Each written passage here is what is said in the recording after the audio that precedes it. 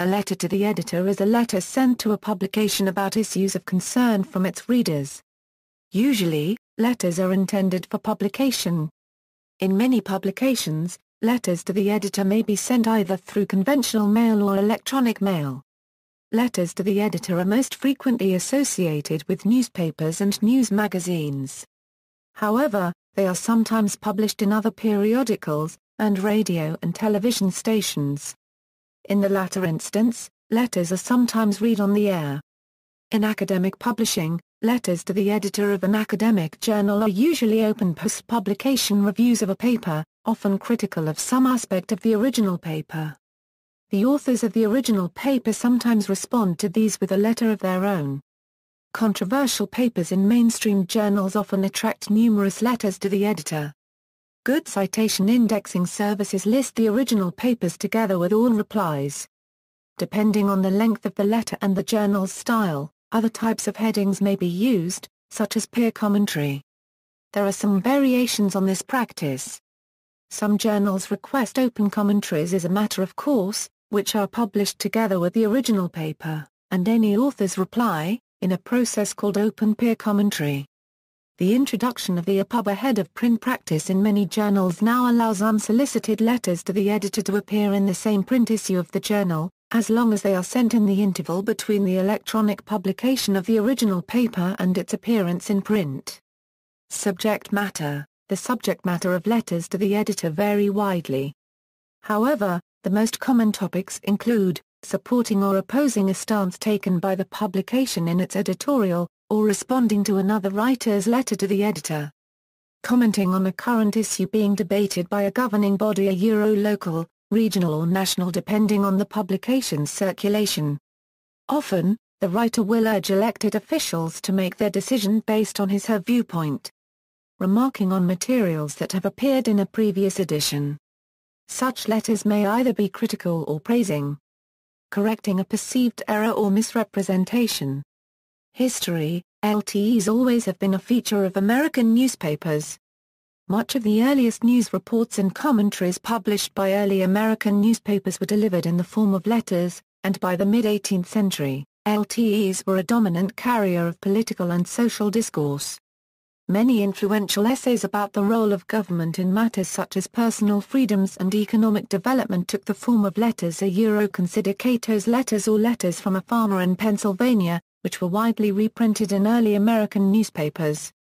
Through the 19th century, LTEs were increasingly centralized near the editorials of newspapers, so that by the turn of the 20th century LTEs had become permanent fixtures of the opinion pages. Modern LTE forums differ little from those earlier counterparts. A typical forum will include a half dozen to a dozen letters. The letters chosen for publication usually only a sample of the total letters submitted, with larger circulation publications running a much smaller percentage of submissions and small circulation publications running nearly all of the relatively few letters they receive. Editors generally read all submissions, but in general most will automatically reject letters that include profanity, libelous statements, personal attacks against individuals or specific organizations, that are unreasonably long or that are submitted anonymously.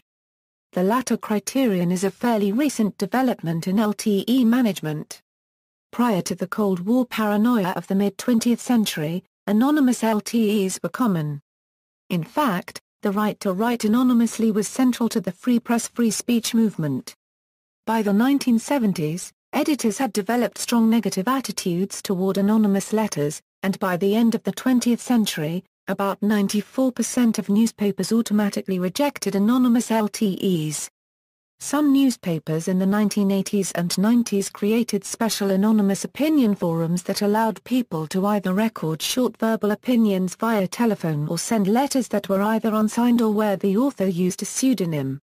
Although many journalists derided the anonymous call-in forums as unethical, defenders argued that such forums upheld the free press tradition of vigorous, uninhibited debate similar to that found in earlier newspapers. Although primarily considered a function of print publications, LTEs also are present in electronic media. In broadcast journalism, LTEs have always been a semi-regular feature of 60 Minutes and the news programs of National Public Radio. LTEs also are widespread on the Internet in various forms. By the early 21st century, the Internet had become a delivery system for many LTEs via email and news websites.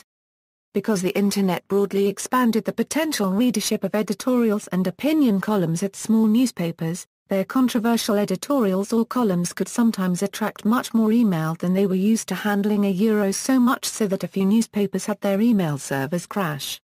Editors are a frequent target of letter-writing campaigns, also called oestroteving, or oefake grassroots operations where sample letters are distributed on the Internet or otherwise, to be copied or rewritten and submitted as personal letters. Although LTE management gets little attention in trade journals, one organization, the National Conference of Editorial Writers, often includes essays on LTE management in its newsletter, The Masthead, and at its annual meetings. Among the NCEW's strongest champions for LTEs was Ronald D. Clark of the St. Paul Pioneer Press, who wrote, "Consider letters as a barometer of how well engaging readers or viewers. The more you receive, the more you're connecting. The fewer you receive, the stronger the sign that you're putting the masses to sleep." On the other hand, many editors will allow the publication of anonymous letters where the details of name and address of the author are not printed, but are disclosed to the editor.